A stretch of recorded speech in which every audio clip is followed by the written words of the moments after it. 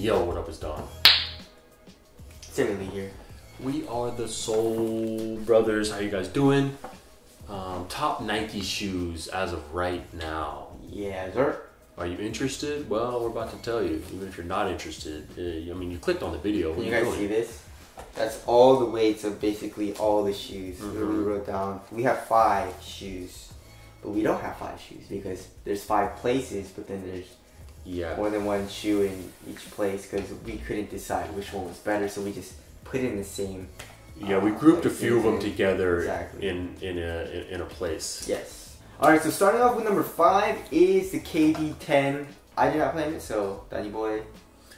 It's a nice shoe. Very nice. Uppers, you know, materials are super nice. You're getting some of the best tech for not too expensive of the price, $150. Full length zoom unit.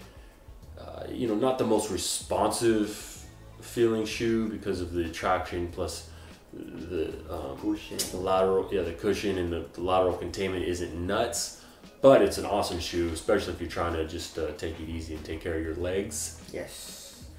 Also coming in at number 5 is the CP 3.11. It is super cheap. Yeah. What was it, like 115, 120, something like that?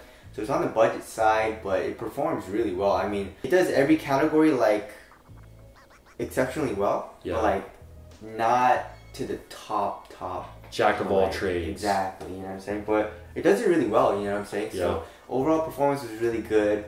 It's just, it doesn't feel premium. The cushion I feel like could be better. Fit and also the materials could be better. But if you don't really care about all that stuff and you just look at it from like just overall performance, it's really, really nice. So also, if you guys want to get any of these shoes, the link will be down in the description box below.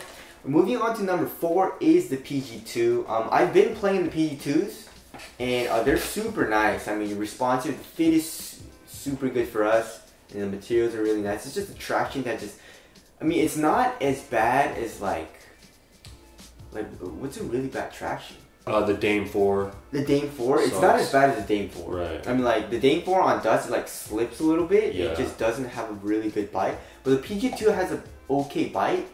It's definitely not amazing or good. Yeah. But then I don't slide out. So that's not a huge problem for me. So it still like kind of stops. Yeah. So traction isn't horrible. That's why it's more up in the list. It's cheap. And it's cheap. Dirt cheap.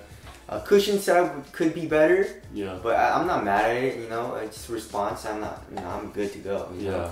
And but anyways, there's that. Moving on to number 3. Is the Why Not 0.1. Yeah. I mean, those are bangers. Exactly. Full length zoom setup, a very nice full length zoom setup. It's not too much, a little less than the KD10, you know? Yes. And traction is on point. The upper is stupid supportive. Very bulky and heavy though. A little bulky and heavy for sure. So if you're not into that, you know, definitely skip that one. But the price isn't too crazy either. Yeah, $125. I'm very excited for the lows though. Yeah. Lows are, I feel like they're going to be very, very dope. Alright, moving on to number 2. There's a lot of shoes in the number 2 category because we feel like they're all really, really good performers. But starting off with the first number 2 is the Kyrie Flytrap, which is $80 freaking. That's nuts. I mean, premium feeling wise, not the best, but when it's on foot, you don't really notice some like kind of cheap feeling materials as much. But the materials still feel pretty nice on foot. Cushion, very soft and plush for some reason. Even though it's a Phylon or whatever. And traction is really, really good. It still has the outer curvature, like it's a staple in the Kyrie line. And it's just overall very, very nice performers. Yeah.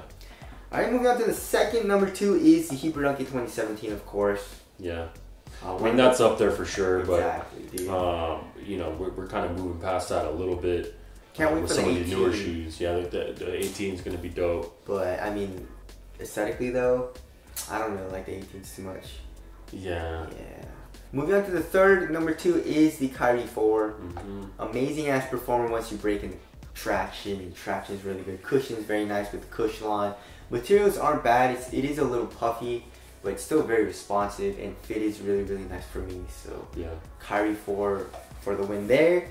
And moving on to the last but not least, number 2 is the LeBron Soldier 12.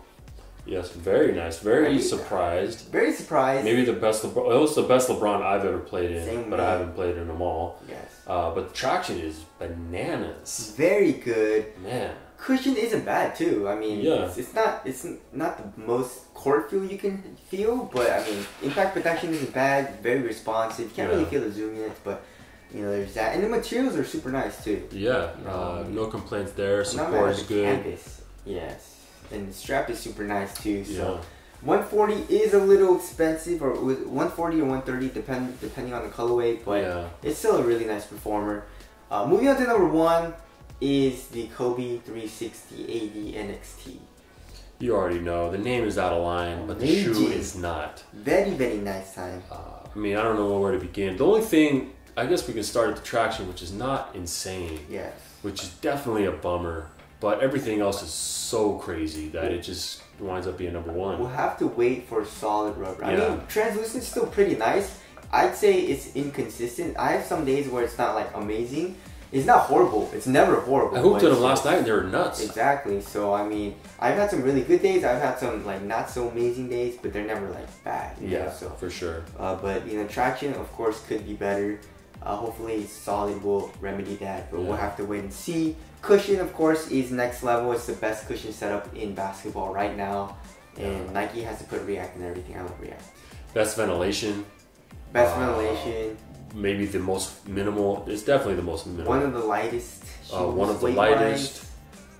Fit was really good for us. Yeah. The materials, I feel like they could have made it a little bit more durable in the toe. For sure. Just in the toe, but everywhere else should be fine, I feel like. But they are stupid expensive, which is a bummer. $200. But I mean, you guys can pick from number 2 if it's a little too expensive. Yeah. You know what I'm saying? Number 2 has $80 Kyrie flight trap, you know? Mm-hmm.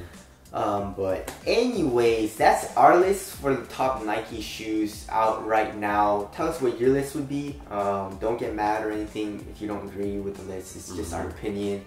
But tell us what your top picks would be from Nike down in the comment section below.